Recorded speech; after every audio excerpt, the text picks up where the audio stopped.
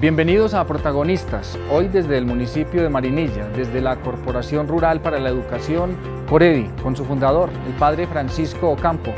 Tenemos esa oportunidad de saber cuál es esa historia que en el oriente antioqueño le ha permitido llegar a instituciones como Coredi, tener ese reconocimiento y también a su vez haber generado las condiciones de equidad e igualdad para muchas personas en esta región. Bienvenidos a Protagonistas con el padre Francisco Ocampo. Padre Pacho, pues bienvenido a Protagonistas. En el oriente antioqueño pues tenemos ese privilegio también de contar con su presencia en este programa que se ve a través de nuestros canales en el oriente antioqueño. Bienvenido. Muchas gracias y un saludo muy especialmente, no solamente a usted, Carlos, sino a todo el gran sistema hoy de comunicaciones como es la televisión. Padre, esa historia tan importante que reconoce usted y que a su vez ha sido partícipe en el oriente antioqueño con un trabajo social demasiado importante, demasiado significativo para lo que hoy significa el oriente antioqueño en el contexto de la región. Usted es un campesino desde el municipio del Santuario. ¿Cómo fueron esos inicios suyos en todo este trabajo social que se desarrolló en esta región? A ver, muchas gracias. Primero, pues, mi nacimiento fue en una vereda del santuario que se llama el Valle de María. De ahí tenía que venir yo todos los días a la escuela urbana, que quedaba más o menos equidistante de la rural y la urbana, y al colegio hasta tercero de bachillerato en el municipio del Santuario. Yo terminé en 1951 y ya en 1952 pasé a Medellín, que era el seminario, esto era la arquidiócesis de Medellín, y allá estuve 11 años. Fue por ahí en el año 61 que usted ya Terminé, logra sí, ordenarse exactamente, sacerdote. en 1961, el 8 de diciembre, pero ya me había tocado en 1957 quedar en la diócesis de Sonsón, que era el nombre primero, como se llamaba esta diócesis, salida toda de la arquidiócesis de Medellín.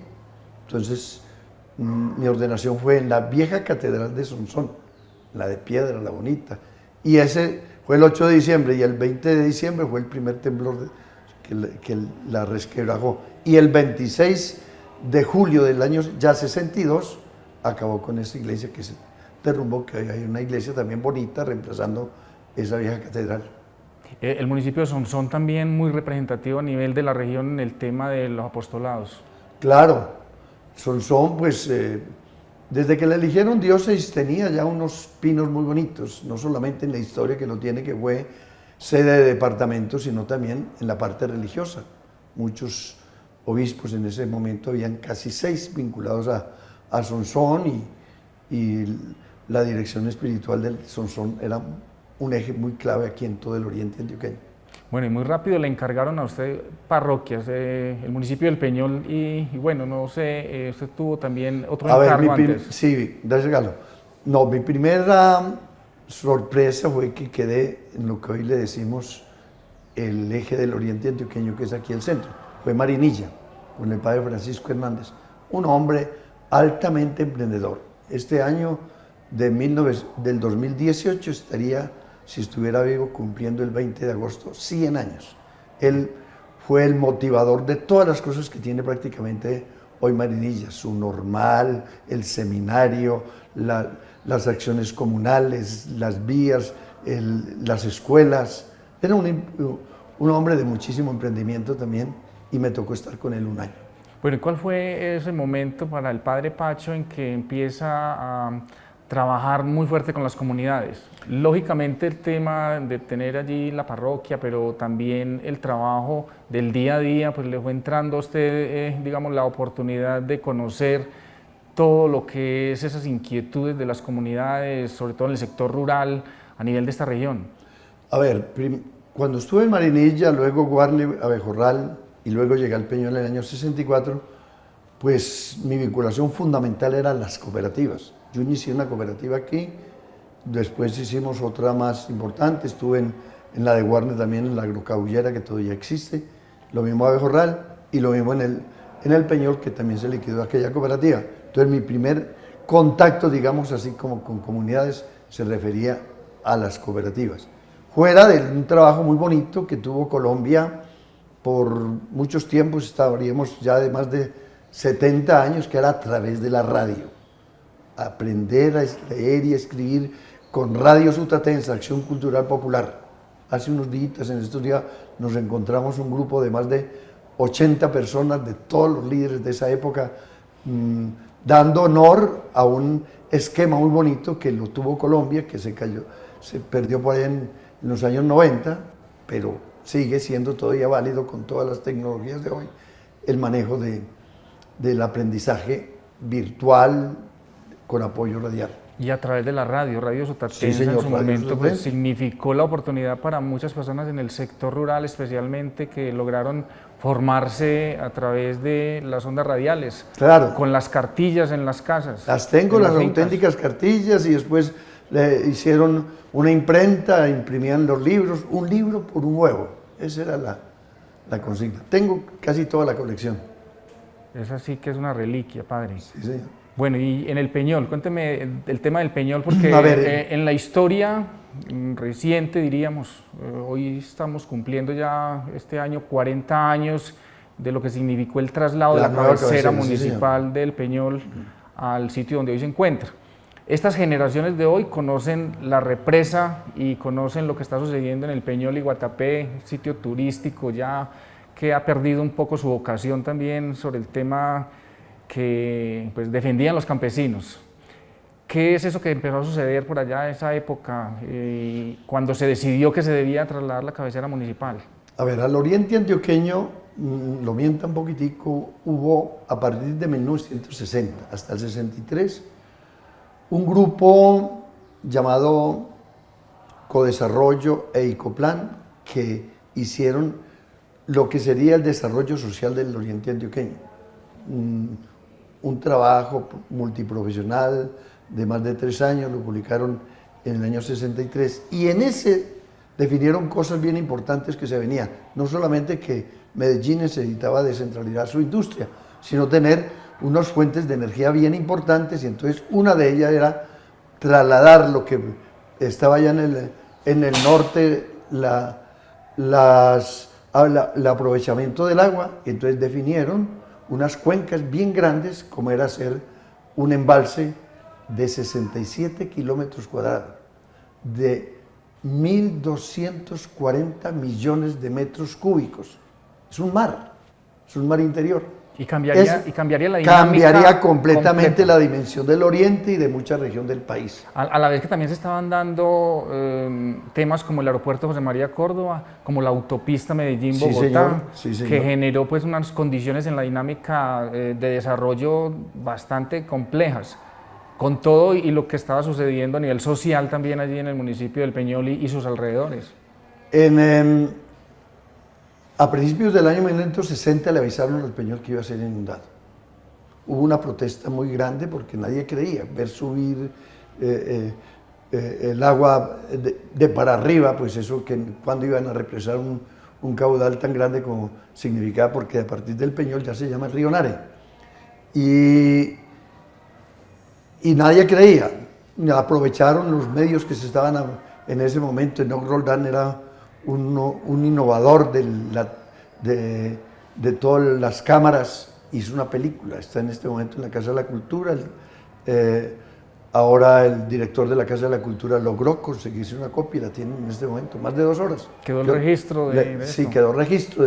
Pero se armó a fines de 1961 el desalojo de un pueblo, o el éxodo de un pueblo, y salieron la gente. No me tocó a mí, yo llegué apenas en el año 64, eso se hizo en el año 61. Pero lo bonito de esto es que ese embalse le cambió la historia, no solo al Peñol y Guatapé, sino a toda la región del oriente antioqueño.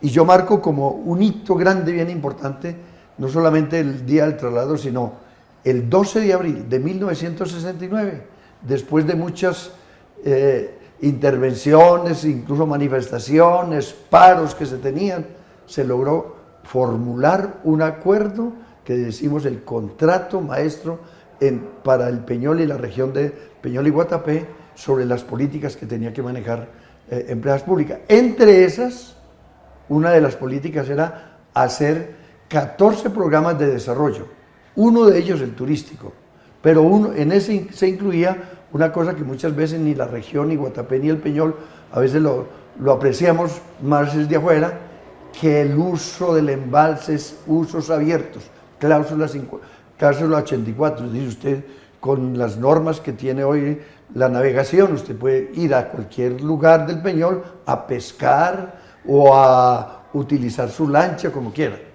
No lo ha habido en ninguna de los otros embalses. Ese contrato maestro pues le daría también las condiciones a quienes se sentían de alguna manera que estaban siendo objeto de desplazamiento, pues compensarles de alguna manera todo lo que estaba sucediendo, ¿cierto? Así se llama porque finalmente era cómo se maneja el problema de las tierras, cómo se maneja la información, cómo se maneja la nueva cabecera, previendo en un primer embalse que tenía un efecto directo sobre la cabecera del viejo Peñol, y luego una reestructuración de una nueva sede con unas normas, digamos, de ingeniería normales, que era lo que había, pero hacer en un tercer programa lo que yo estoy haciendo referencia de un plan de desarrollo. Pero también se generaron allí unos movimientos sociales importantes. Claro. Se dio seguramente una inquietud adicional y era el tema del costo de la energía, de lo que estaba significándole a estas poblaciones, pues también contar con embalse, pero la generación que se estaba haciendo no estaba viéndose reflejada en los beneficios que estaban recibiendo. Así es, porque después hubo un movimiento que fue todo el movimiento cívico del Oriente, que tuvo tantas víctimas y que todo lo lamentamos porque lo calificaban algunos de extremismo, pero el movimiento cívico de Oriente tenía una repercusión muy grande en todo el Oriente y ahora lo estamos incluso apoyando. Hay unos líderes de distintas regiones que se están reintegrando, pero nosotros queremos de que esa historia también se cuente y se diga con la verdad. Con el padre Francisco de Rus hemos tenido unos contactos para que en esta zona del Oriente quede una comisión de la verdad. Es decir, que eso que él va a hacer con sus otros 9 compañeros, los 10, se pueda tener en el movimiento cívico de lo que pasó aquí en el Oriente. No es acusando a nadie, no es persiguiendo a nadie, no es denigrando a nadie, sino diciendo que si hubo unas causas, tratemos ahora de ponerle un efecto y salir bien. Y ese movimiento empezó, pues, podríamos decirlo, en el Oriente, en el Peñol, porque había una necesidad de cubrir una cabecera, que era la segunda población de Colombia que se inundaba. Y en el Oriente por la repercusión de todos los costos que tenían el precio de la energía, que se querían unos privilegios especiales sobre los costos de tarifas sobre toda la región del Oriente. En ese escenario se ha venido, digamos, obteniendo un poco más de justicia frente a todos esos reclamos que se hacían en ese entonces, hace 40 años. Hoy usted ve que eso ha venido cambiando realmente un poco para que la gente sienta que está siendo incluida, que se le está respetando sus espacios, que hay inversión social. Cuando yo hablo del Peñol y hablo del contrato que le estoy diciendo del 12 de abril de 1969, digo, ese contrato generó desarrollo legislativo. Y el primer desarrollo legislativo, Ley 56 de 1981. Y de 1981 generó otra ley que se llama la Ley del Medio Ambiente, es decir, creando un Ministerio de Medio Ambiente, o creando primero a Cornar la Ley 60 y luego creando el Ministerio de Medio Ambiente, que eso es muy importante en toda Colombia, que no se tenía. La regulación de eso no existía. Entonces, sobre eso se viene una compensación que es propiamente la Ley 56 de 1981. Se empezaron a dar esas dinámicas también, sí, creando institucionalidad frente a todo este trabajo que se ha venido haciendo. Padre, debemos ir a unos mensajes institucionales y ya regresamos con el Padre Francisco Campo.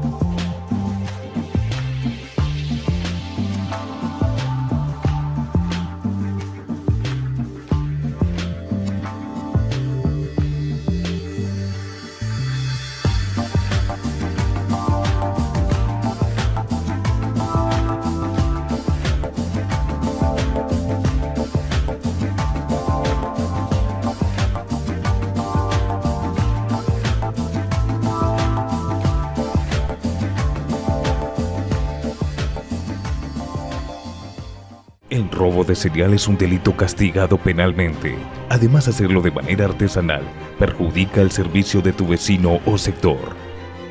Nuestro personal está capacitado para la prestación óptima del servicio. Solicite su cereal en nuestra oficina. Evítese molestias.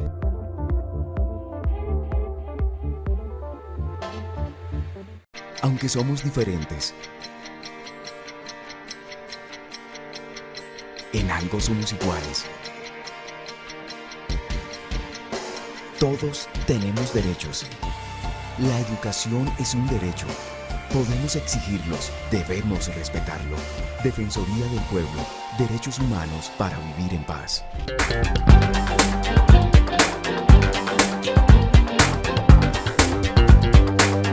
Estás viendo Acuario Televisión, el canal de la gente.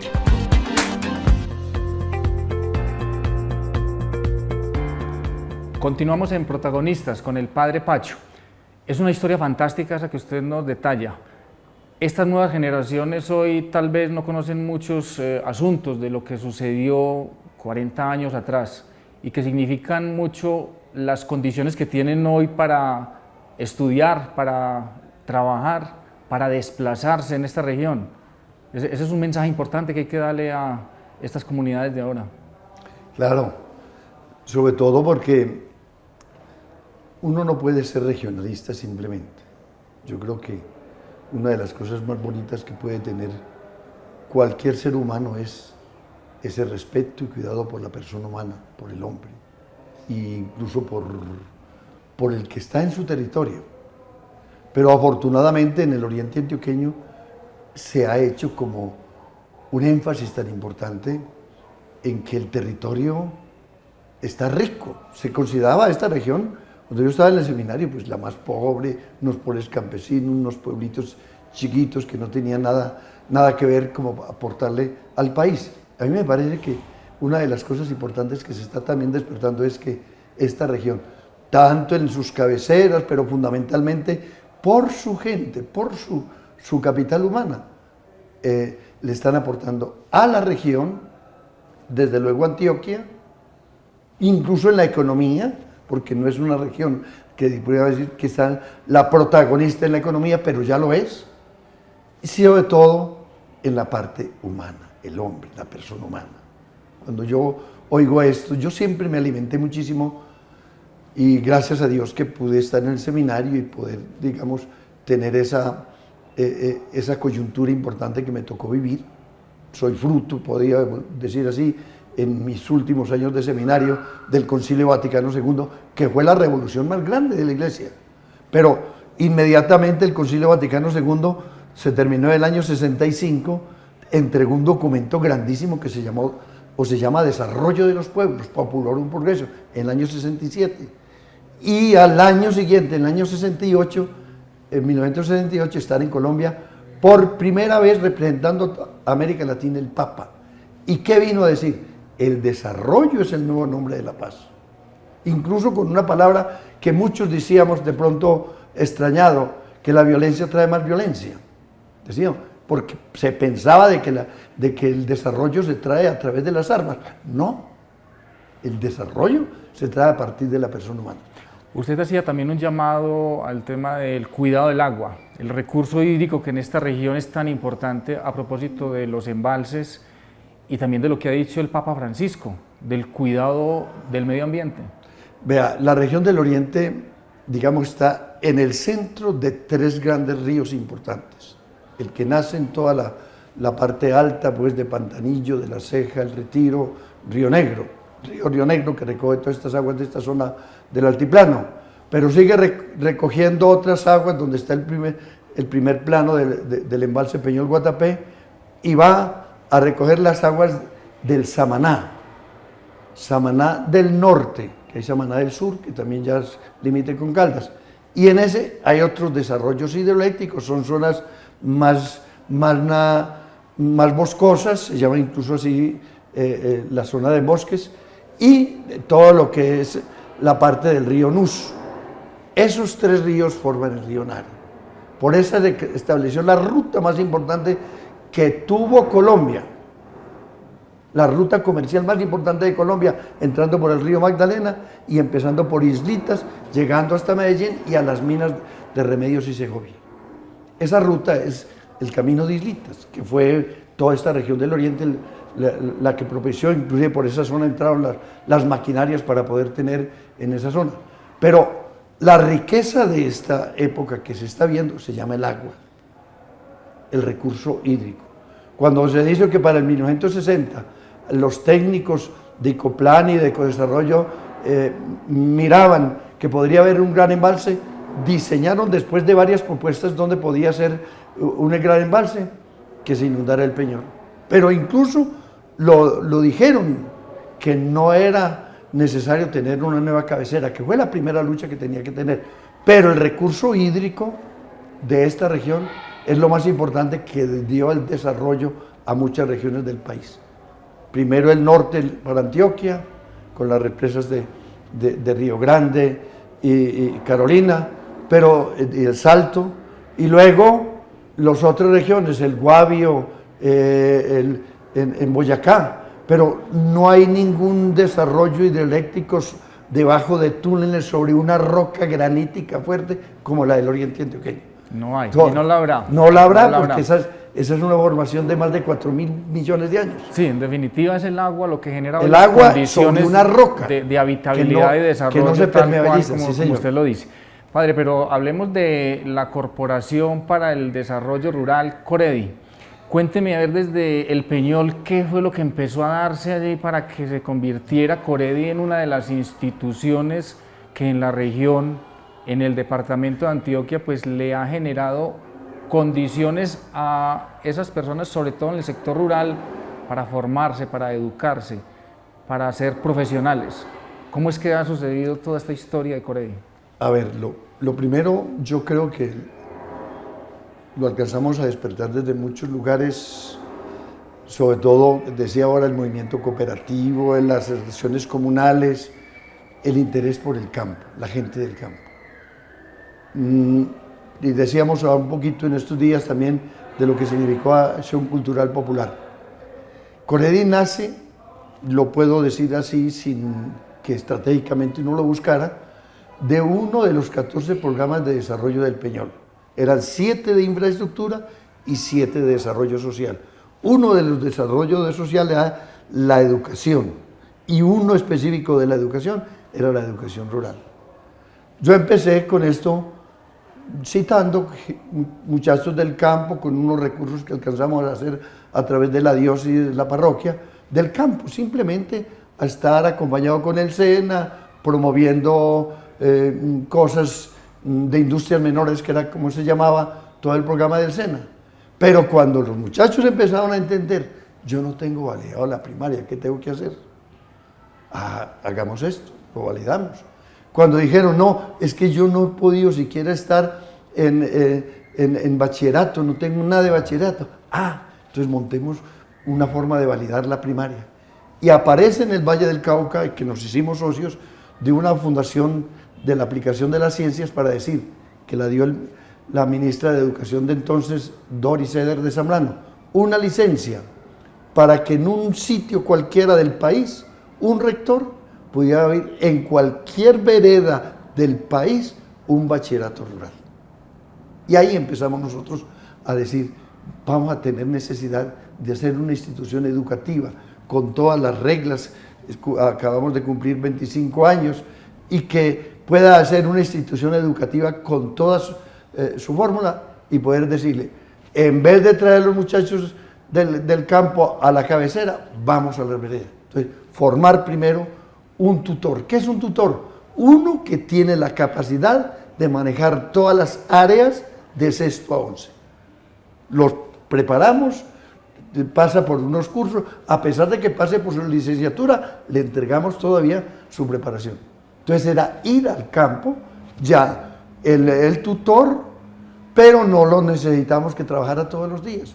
Primero lo pusimos 2 días nomás, ya tenemos 3 días, un cuarto día es para el proyecto pedagógico productivo. Y esto se volvió novedoso, no solamente aquí en Antioquia, sino en otras partes del país. En este momento estamos asociados 7 departamentos. No lo manejamos nosotros, sino en Santander, en Tolima, en el Valle del Cauca, en Bolívar, el sur de Bolívar, en Arauca. Esto está funcionando con la misma forma que tenemos dentro de Coredi, con un grupo grande aquí de instituciones que estamos en Antioquia, pero Coredi ha querido liderar, que formamos en 1999 una corporación nacional. Coredi yo soy representante legal de la Corporación Nacional de Educación Rural, que está en todos estos 7 departamentos haciendo cobertura donde no llega el Estado. Y que le ha permitido potenciar toda esta tarea. También llegó el tecnológico Coredi, que siguió pues como en esa línea de esto. Llegó la emisora de interés público Coredi 90.5 en el FM y transmitiendo para 35 municipios hoy en esta región. ¿Cómo le parece? No, vea, cuando llevamos 7.000 bachilleres graduados, dijimos, tenemos un medio recursito que nos quedaba de todas las inversiones que teníamos. Entonces, vamos a pedir una institución de educación superior. A mí me preguntan por ahí, hay que poner mucha plata para una institución de educación superior? Toda la que tenga y hipotéquese como quiera, pero nunca alcanza.